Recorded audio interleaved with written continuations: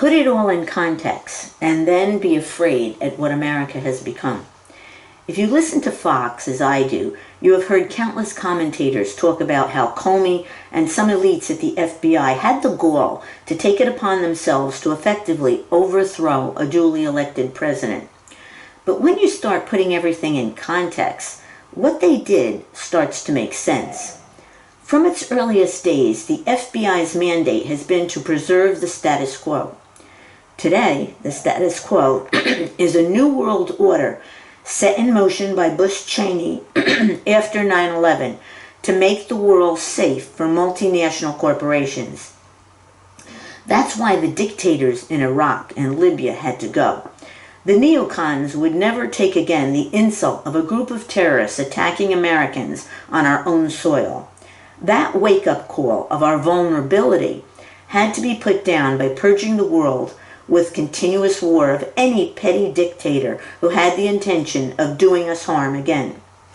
The only way to create that new world order was to hush critics who dared also to get into the way of the designs of the foreign policy of our political elite.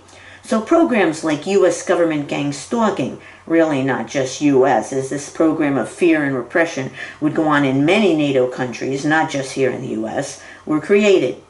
The vision of a new world order run by rational political elites, not noisy democratic mobs, required the cooperation of intelligence agencies. Thus, the cooperation of our FBI, CIA, etc., with intelligence agencies, which were part of the overthrow of our president, cooperation with spy agencies in Britain, in Italy, for instance, became the norm. Thus, the allegiance of our intelligence agencies to America, to America's laws, to our Constitution, became confused with this new world order mandate to keep America safe within, using programs like government gang stalking to silence criticism, without, using cooperation between the world's intelligence agencies. Now the word terrorists, this new war on terrorism, not a country but a vague idea, was open to interpretation. Who posed a threat?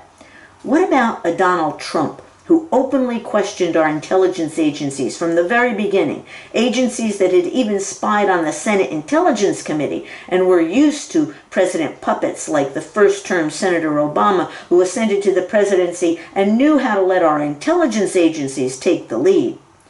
A new president openly critical of our intelligence agencies, who talked about a new foreign policy, no more continuous war, no more putting international alliances above the interests of our nation, no more making the world safe for multinational corporations, but proposing to put tariffs as if the U.S. was a separate country, not part of the global new world order with interests unique to it.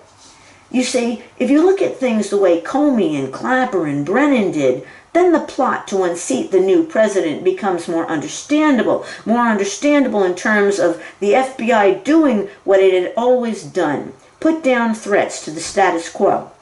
Thus, Comey let it slip when he called on Democrats to repudiate socialists like AOC.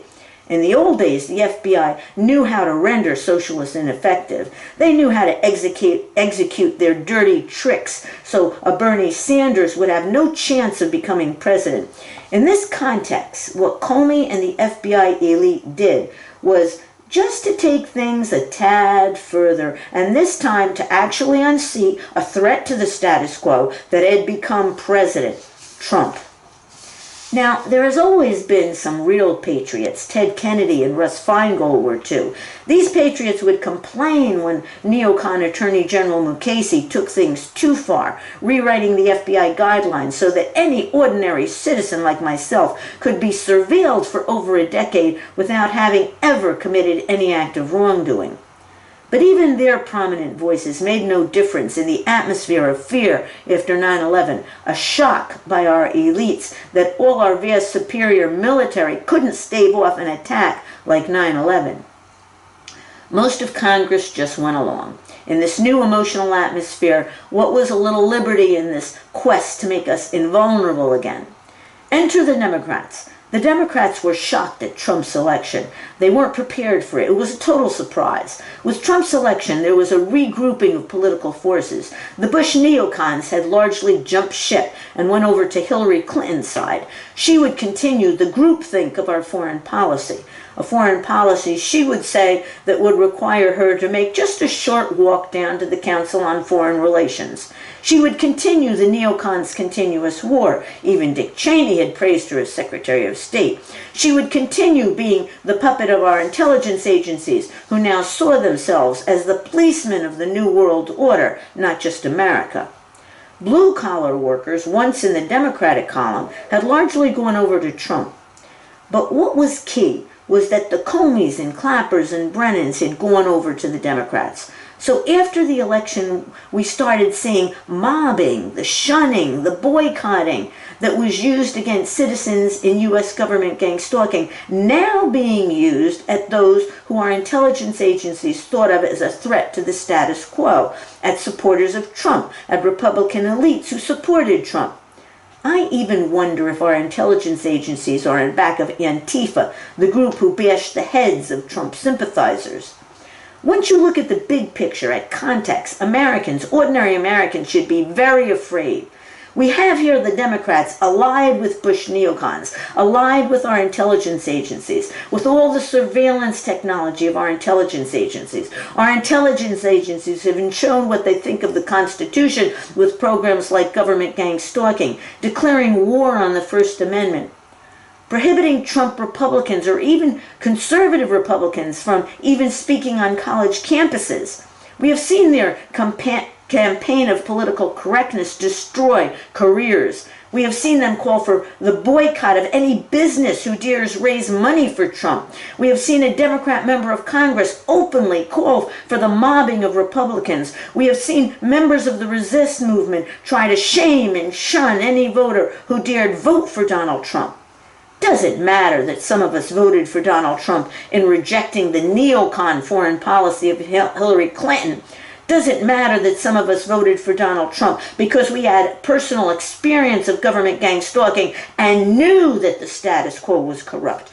Does it matter that many American workers had seen their country being challenged economically by China and India and other countries, saw their wages decline, could no longer compete with countries paying their workers dirt cheap wages? All the reasons Americans backed a candidate challenging the status quo have been lumped into one. You are racist.